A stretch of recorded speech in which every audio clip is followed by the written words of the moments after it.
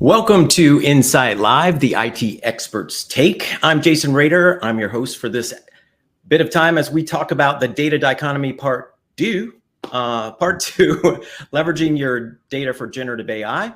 And with me is, can we really call him a guest at this point? Carm Tagliente, Right. who is co-host of the show for most part. Who is Solutions Portfolio Director, CTO, Distinguished Engineer, like all of that stuff, right?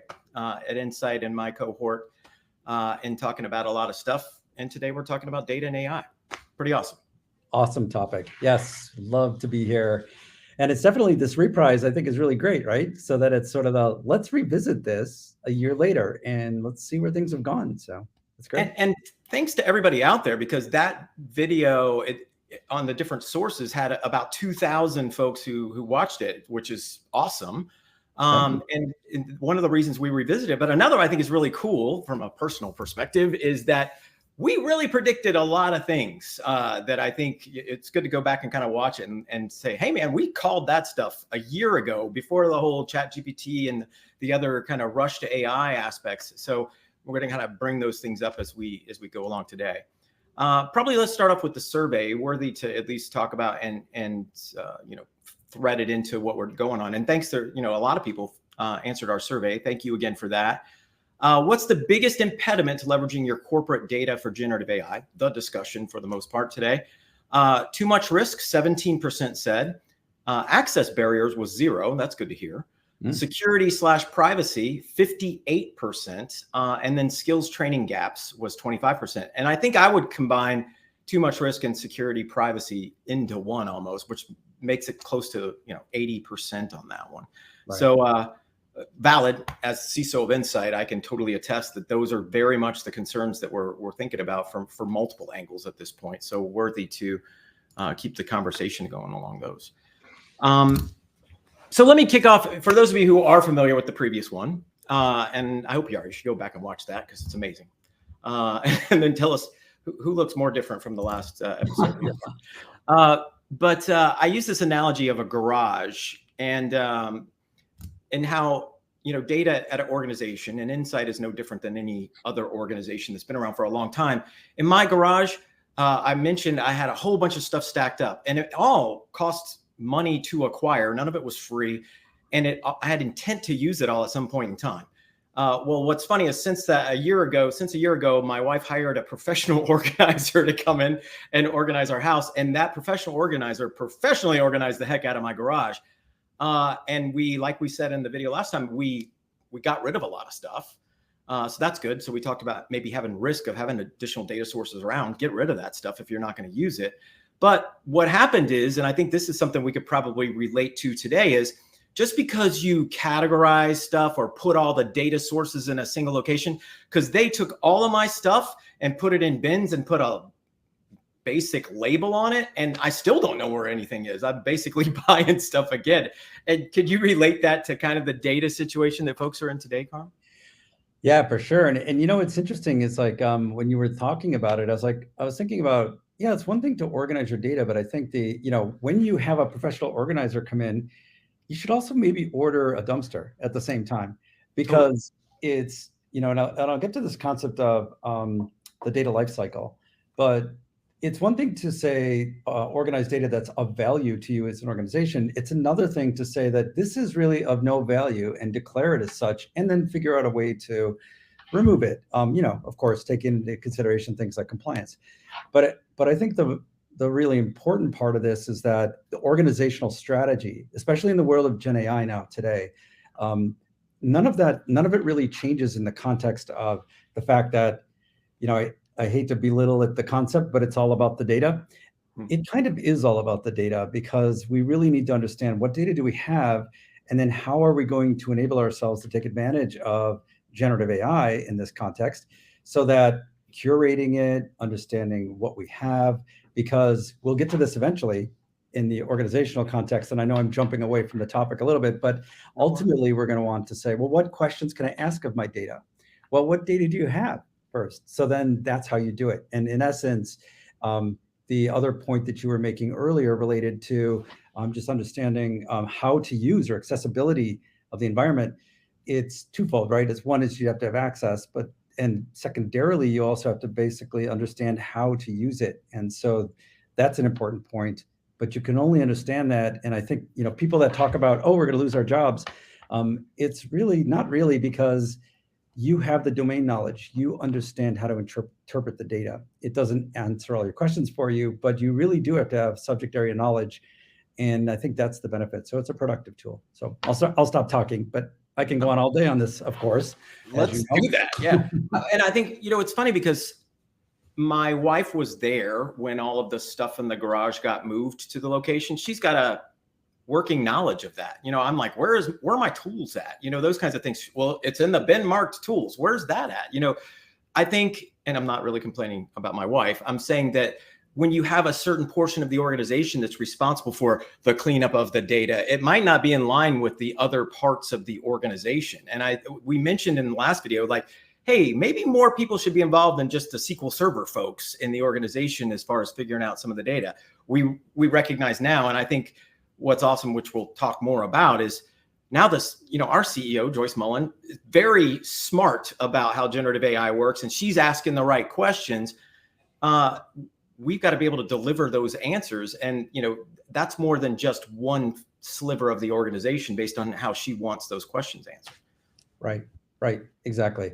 And it's I love the analogy because it also is something where, organizations might think about, oh, I have to clean my data up. It's like, okay, so am I going to spend 2 years cleaning my data up? And then what does that mean? Yeah. Right. And then finally, oh, I'm ready for AI now. Well, it really doesn't work that way. And I think we really do need to understand, like, what is the purpose? What is it that you're trying to do? And then you might say the answer is, I do have to clean my data up, or I need better data, or whatever it might be. And this is sort of the classic data science life cycle. And it always starts with the business problem first, like Joyce's questions, for example. And then what information do I need in order to be able to do it? And then I can get to the point where it's like, yeah, maybe I do need to clean up my garage in order to be able to answer those questions. But now you have purpose and value. And I think that's the most important part. And I think that's what, our audience needs to keep in mind as you look at these problems. You can't go in and say, I've got, whatever petabytes of information, and I'm just going to clean it all up. And then when we're done, we're ready for AI. Not going to work that way. But you can start with sort of this process that I'm describing in it. And this is what I talk to customers about all the time. It's like, this is how we do it. And it's really important. Yeah, I think, when we talked last time, it was kind of like this thing that was going to happen someday, but now it's happened, right? And we never want to do just something for the sake of doing it. That's never going to fly in business. That might work in academia. That doesn't work in business, right? And I think that, so certainly if you want to do a data cleanup exercise or something like that, people get super hyper focused on 100% of the data and all these things, when what we're finding out is, no, based on the use case that we're trying to go, there's priorities here. There's stuff depending on whether it's structured or unstructured, what you're trying to accomplish. There's a lot more. We've gotten a lot more sophisticated, I think, in our understanding of how to tackle this problem than just this giant mountain of stuff that we can't make any sense of. Right. Exactly. And it is iterative, like you said. It's, certain things that you might say focus on, you can do small, impactful kinds of efforts in order to be able to ensure that the kinds of questions you're looking to answer are correct. But I wanted to kind of introduce this topic of the democratization now of AI. As we think about, like, Gen AI, for example, it's not that I have to all of a sudden go out and I've got to, hire 10 data scientists, or brush off my, whatever, my convolutional neural network book and figure out how to write one of these myself. It's more, we have accessibility now. So with the introduction of the large language models, and OpenAI, of course, and Microsoft, sort of leading the charge there, and, BART, of course, catching up, and there's other large language models, but it's so easy to use them now. And in essence, what we're saying is that, well, the way to use them in the context of your business is you need to make sure that you take your knowledge from your business, which is our garage metaphor, and take that in, feed it into the large language model so it can work for you. And that's really this sort of concept of, I can do it quickly, and if it's not quite right. So I might say, oh, you know what, I cleaned up 3/4 of the garage, but you know what, I need to clean up the rest of it to get the kinds of answers that I really wanted to, or that maybe Joyce had asked me. So now I have to go do the rest of it, but at least I know there's a positive feedback loop. And that's the most important part. And you can iterate, which is really the most awesome part of this. And let's clarify that for a moment, because you just said some stuff that makes perfect sense to me, and I'm sure other people are following along. But you said feed it in, get our data and feed it into the large language model. And I have a lot of people that kind of say, yeah, we need to train our own model. I think they're generalizing. I don't think that, I think they're using terminology that they kind of, like people say bits and bytes and segments and packets, and kind of mean the same thing when really they're different layers of the OSI model kind of thing. Right. Kind of, do you think a lot of organizations need to train their own model? No. And I'll explain why. And let's just go back to, you were bringing this up earlier when we were discussing before the show, but it was more, when you think about what is a large language model today, and let's just go with, OpenAI's GPT. So it's basically a generalized pre-trained transformer. The P is significant, pre-trained. So guess what? It only has data from up to 2021. And, the data is not all knowledge of the world up until 2021, but it also means it doesn't have anything after that. So if you just use the OpenAI, for example, that's been trained with the GPT model, then all you're going to get is information as of then. So in order to be able to say, customize it so that I can use it for insights data, for example. So, so Joyce doesn't, fire us because we can't answer her questions. If she's listening to this, she's going to be like, you're in trouble. No, but in essence, there are mechanisms that you can use to augment the model. And the augmentation is called event prompting or prompt engineering, in order to be able to do that. Or I like to call it model augmentation. So you can actually set context. And there are a couple different strategies. But there are two more that are important on top of that. So that one works really well. So that basically I don't have to rebuild the model, and it's very effective in terms of setting context in order to be able to answer specific questions for marketing or sales or the performance of your organization. So it does a really good job of that. There may be situations where, and this is, I think, less or so, where you might say, you know what, I really want to just fine tune the model. I want to change some of the characteristics about it, and then allow us to be able to say, I want to sort of override some of the, call it weights of the responses to be more specific to me. So you can go through that effort too. It's a little more costly, takes a little bit more time, but you're sort of retraining parts of the model, or a small part of the model. Then the most expensive one, which is probably the most, where you need the most dedication, is now I'm going to rebuild my own model. So now I have to have all of the source data. I have to, which includes my own custom data, for example. And that's kind of a big lift. And that's a hard thing. And it's more than just raw data. It's, Correct. Right. It's got to understand how that data is used. Like the prompts are super important to the training of the model. And I think a lot of people don't, I mean, again, a lot of the same things have to go down if you wanted to train your own. When people say, I need to train my model, what they're thinking of is they need to get their data sorted out. They need to figure out how to use it with the trained models. But I think sometimes I'm talking, or I hear people talking to like really deep AI folks. And when you say train the model, they're like, no, and I just wanted to kind of make sure that folks kind of from a contextual perspective understood that. So make them a little smarter. You're welcome, everyone. Exactly. And Perry just, I see in the commentary here, he just brings up, this is the exact point, setting context or creating specialization in order to allow you to be able to respond to the questions or prompts that you might be asking. And then understanding, is the expected response the right one? And it is an iterative process, kind of like we were talking about. So like you can set context, for example, and I've done a ton of prompt engineering myself, but it's, the model may not respond with the kind of expected outcomes you think. But so you really do have to observe what is the response and then understand what to do about it. And it really comes down to data. So did the data that I used to train, or not train, I don't want to say that word, the data that I used to set context, so just not to confuse anybody, was that the right set of data? And maybe I don't have either enough data or high quality data in order to be able to do that. So then we kind of get back to this other problem of maybe I need to work on increasing the quality of my data so that I can answer the types of questions that I'm interested in answering in this new ecosystem of Gen AI. So I think that's really compelling, and it kind of ties it all together. Yeah. I think another thing that's a term that's come into the common vernacular these days that wasn't around, but we kind of alluded to in our previous video, was like a hallucination. And, I hear people using it correctly all the time. It's an interesting thing. There's two kind of angles that I have to this. I mean, obviously, I'd love for you to talk about how we kind of deal with hallucinations and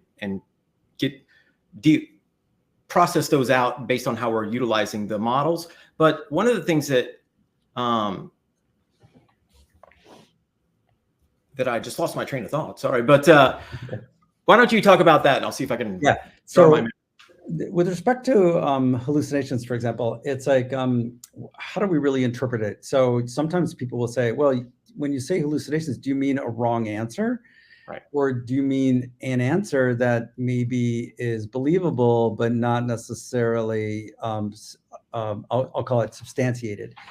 So one of the things about the model, which is really kind of, it's good and bad, is that it will give you a response, so long as it's not offensive content or something that you shouldn't be responding to, which you can also check for, and you can build that into your model from an application perspective. But more generally speaking, if you ask it a question, then it's going to search through its entire neural network to determine, is this something I can answer? And almost always it's going to be, yes, I can. So here's an answer.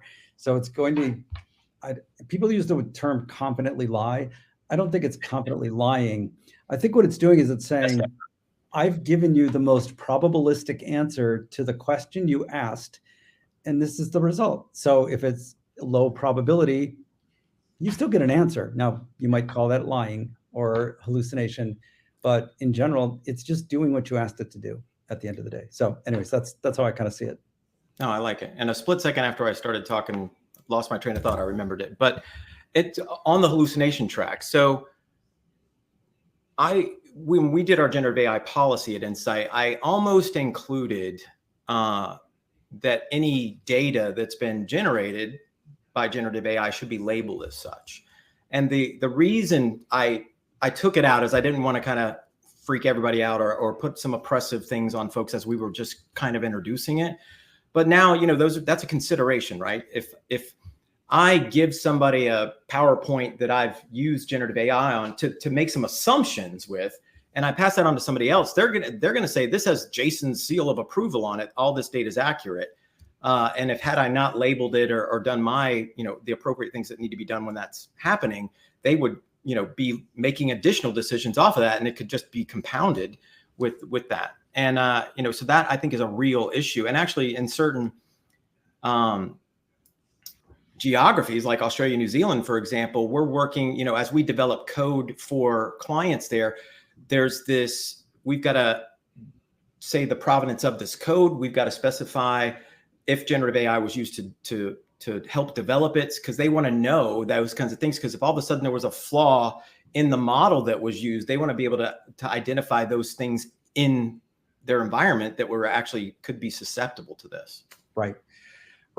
And some of this actually, and it's a really good point, some of this started earlier with even, early days of AI, and early days, I'm sort of referring to like, the early 2000s. And I don't want to date myself because I was using AI way before that, but before it became so cool. But in general, it really has to do with the deterministic nature of understanding how did you get that result. And GDPR actually codified this in the first iteration of GDPR, where it talked about having the ability to, if you made a prediction or you're able to, you're sort of recommending something, you have to be able to talk about, well, how did you arrive at the result? And we can extend it now into Gen AI just one step further. I think it's a little bit harder. Well, I don't think it's a little bit harder. It is harder to be able to do this when you're talking about billions of, say, parameters that are being used in order to be able to define the result. And you're using sort of a massive neural network with many layers. So how did you get to that answer? That, I think, is a challenge for the industry and for researchers today to understand sort of, I'll call it the lineage of the response. But it is a good point, because I think you do want to understand, well, how did you come up with that result? For two reasons. One is, for like say forensic reasons, you may want to understand like, how did you get it? But the second one could be like, what was the behavior? Like what influenced it? Because I don't really want to use that as an influence. Or maybe I might be saying, because I know the derivation of the result, I can say there's bias in there. I want to remove that bias. So if you can do that, and actually there are companies working on this today. It'll be a little bit while before we see them in sort of mass release, but certainly organizations are working on it. But that's kind of what you're getting at, and I think that's really an important part of responsible AI moving forward, is really understand that lineage, if you will, and the reasons for the model reacting the way it does. Sorry, yeah, no, I love it. I'm wanting to add to it. We're a very large organization. We have tens of thousands of clients. We have thousands of partners that we work with in our supply chain. We're just now starting to get queries, on a CISO, those come through me, of both sides of it saying, okay, what kind of data do you have on us? And are you planning to use that to train AI models? And they wanted, some stance related to that. And it kind of goes back to that responsible AI aspect, which we met with the Microsoft's board of responsible AI to make sure that we were in line as we were, figuring out our own policies and those things. But there's still kind of some gray areas there. And again, we're going to update our generative AI policy to say we never use client data to train models without consent or with those things being approved by leadership. It's real easy to kind of go into that. Well, oh no, we were just doing this kind of thing. But that's where we've got to understand 100% what's going on with that, because now there's a liability potentially with how that's used, what's generated from it. I mean, it's very, much in the news of where models were trained against Reddit or other places like that. And then those entities believe that anything that was gen from those is a derivative of the work or something along those lines, which they're trying to figure that out in court right now. But it's something that needs to be figured out. Once that's figured out, we'll be able to, and I've got my own opinions. I'm like, well, if it's anything on the internet that you didn't need a login for, well, I think it's kind of public domain. If it was something you needed a login for, that somebody went in and trained against like somebody's stuff that they had access to because they had an account there, maybe there's a difference. And again, that's just the book of Jason, but it's, somebody's gonna have to sort this out as to what's public domain versus what's not, and what somebody's entitled to, because the joke is, well, isn't everything derivative? It isn't everything you're saying based on something you've heard somebody else say. I mean, how many original thoughts are there? Sorry I just geeked out, but yeah, there you go. It's a worthy thing to think about. And so that's another kind of paralysis by analysis thing, where I think in embracing this early on and kind of at least putting some standards out there for what we were and weren't going to do as an organization, what other organizations, the wait and see, they're going to lose a lot of momentum on this. Right. Right. Yeah. One thing that, an area where we can explore just a little bit now is to think about Gen AI is amazing, and what it can do is just really mind-boggling. I'm still discovering new things today, but it doesn't do everything, right? So I mean, it's great at, it's a generator, right? So it's generative text or generative images, whatever.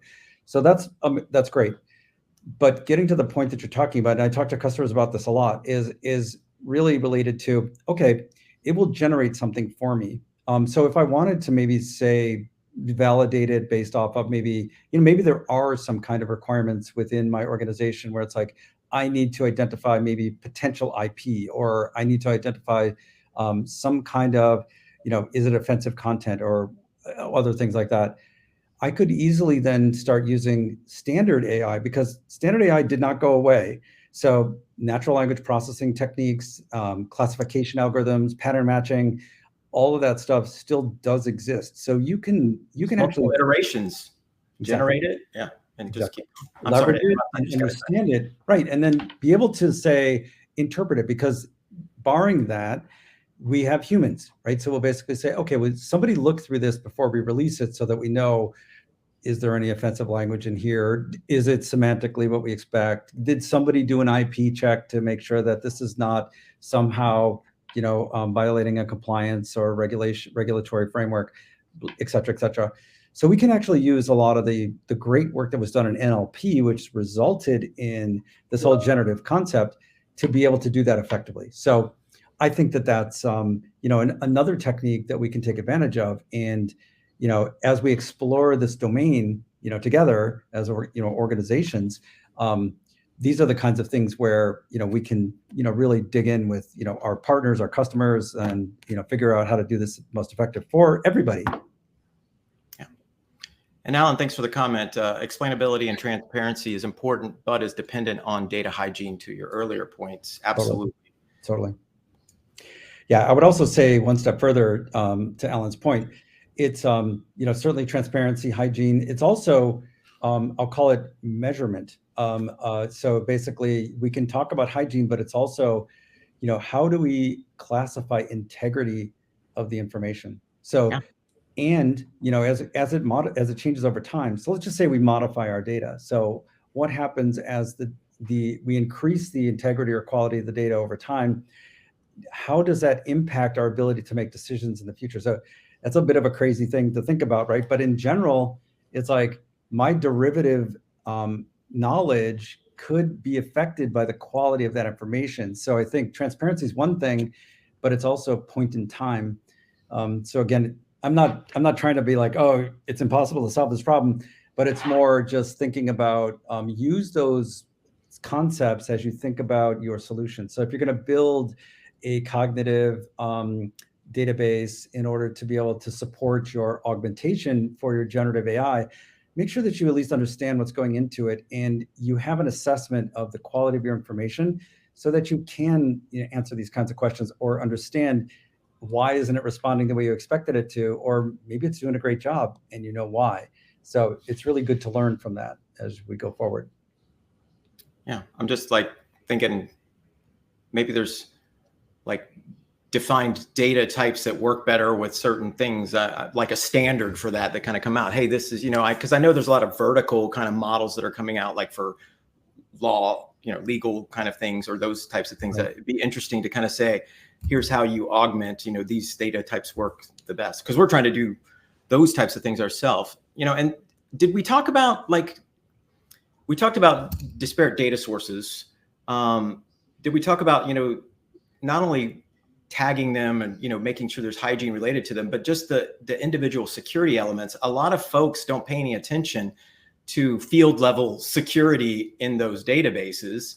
It's just usually all access to it or no, which means there's a lot of effort that's got to go into, from a security perspective, of controlling. Because if we're just dumping these things in, and we're not, but if in the event that happened, right, I couldn't distinguish when I do a query against something, and we're talking about using a model, but using a vector database or some type of cognitive database, making sure that you're getting prompts engineered appropriate to the level of access that you have to be sent to the models. And I think that's a complex problem that a lot of people haven't necessarily had to tackle yet. Right. Yeah, no, I think it's a good point, because I think the other thing is to think about our frame of reference here. So when we're talking about the generative AI model, it's basically, it's a natural language processor at the end of the day. So field level, so the natural language processor is built on top of understanding word correlations. How do words or word fragments relate to each other? So that a single word itself, you can't, maybe you can protect a single word, for example, but that's not what's being stored. You're not storing all the words. You're basically storing the relationships between them for how language is produced. That's how generative AI actually works. That's what's going on. So it's those representations of relationships that are the things that you might want to protect. So, those models maybe come from that. But I would say today, we're kind of in a black box mode right now. We're sort of like saying, let it do its thing. We know what it went in. We know what comes out. Let's see if we can analyze what came out and say, is that somehow protected? But the other thing we can do, as you talked about earlier, set context. So if I'm in a legal team, and I'm basically able to set a cognitive database that supports my generative AI capabilities, and it's only using data from my legal department because I have access to it, then that gives me a much better way to control the context Right.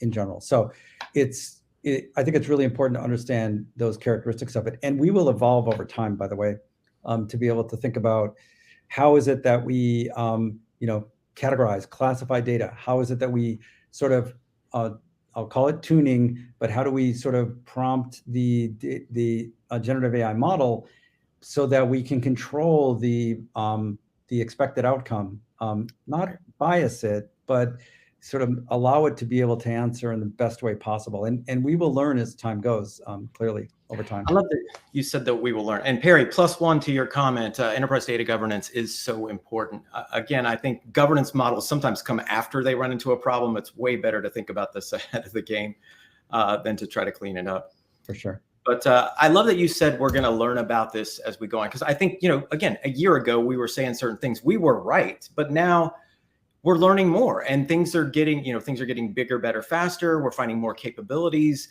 But we're gonna keep learning, and that's the thing. There's some people, and we really appreciate the clients and the other folks, the researchers, everybody that's working together to kind of figure this thing out, because it is everyone's problem. I think we want to figure that out, and I love the way that the community in general works at this. And even it's interesting. We've got a great relationship between our client-facing side at Insight and our internal folks at Insight, sharing information, because, hey, we're a company that's trying to use AI just like we're taking that to our clients. So it's probably one of the coolest examples at Insight of those things kind of coming together. So, hey, man, let's leverage this for everything that it can be for us. Right. Yeah. And the other point I'll hit on, and we couldn't talk about this last year, but it's it's not that I don't like the word democratization, but I think it's kind of overused, but it is kind of silly. But in general, ease of access, I think, is probably the most important point. And I'll kind of liken it to cloud computing back in the day. It's like, before cloud computing, I had to order a server. I had to wait for the server to come. I had to wait for somebody to rack it. I had to wait for somebody to use it. So 2 months later, I could actually start my activities. Yep. But then the cloud came, and all of a sudden I could just, I push a button. A minute later, I've got a virtual machine I'm going. And that's what's happening now with, generative AI. I don't want to say AI in general, because it doesn't do everything. But within this generative AI world, I can just spin something up. I can prompt it however I want. I can set context. I can build my own vector database or cognitive search, which augments it, and I can do it immediately. So I get almost immediate feedback in this environment, and I can be agile, I can be innovative and try new things, and then I can build framework around it. So I think that's probably one of the most enabling things and disruptive as it relates to, how we're transforming. And so a year later, let's see what happens next year, right? When we think about it, what is possibly going to be happening. And I guarantee you it's going to be, an order of magnitude different from what we're talking about today. But in general, I think that's fascinating. And that's really what people should be taking advantage of right now, or companies should be taking advantage of, because most of our users probably do use ChatGPT for something or other, the public version. No, I love that. That's a great wrap statement. Honestly, it's about that time. I just want to include one more thing, and feel free to comment back about it. But I think that was one of the ways that we found such great use cases, was making this available to everybody in the organization. One of the things that's kind of the lessons learned from my perspective, and it wasn't that there was a catastrophic event or anything. It was just something that, once we enabled everybody with something that could write code and scripts, they could run code and scripts in environments. And that was one of those things. So that whole citizen development aspect is something that we need to, back to an earlier point, we need to put some governance around that, because, hey, now everybody can write code pretty quick. And as soon as you get GPT to write something for you, you want to run it and see if it works. And we had brilliant success with that. But it was one of those things where I'm like, hey, should anybody be running code? Right. And it was one of those things, which, of course, it's all under control. But that's one of those things that I think, as innovation, which is a fantastic part of where we've arrived, and we want to foster that, governance and awareness and those kinds of things is still really, really critical to the success of this. It's not just the technology, it's the use of the technology that's going to come into play. Right. Absolutely. And I would just, I guess in wrapping, I would talk also about the fact that the democratization is amazing, but it lowers our barrier to entry. So I can't tell you probably, well, before this whole, this whole hype cycle started, it'd be very difficult for me to convince a company to use AI. They're like, oh, we don't have data scientists, or it's too Right. hard. We have to write our own models. But now all of a sudden, discussions about AI, everybody wants to talk about it because the barrier to entry is super low. And so we can get going and start taking advantage of it for productivity, for competitive advantage, efficiencies within the organization, whatever. It's like, wow, we can just start using it. So I think that's another compelling part of this. But let's not lose sight of the fact that it is all about the data. And because if you don't give it the context, if you don't provide the data that's of value to you as an organization, then you're going to get answers that are, representative of the data you give it. So garbage in, garbage out, but it's sort of the same kind of model that's in play here. Love it. Thanks for the very gratifying conversation, Carm, as always. Thank you. And thanks for the comments out there. Thanks for you guys who are watching us. We really appreciate it. And we are driven by your comments and your suggestions. So please keep those coming.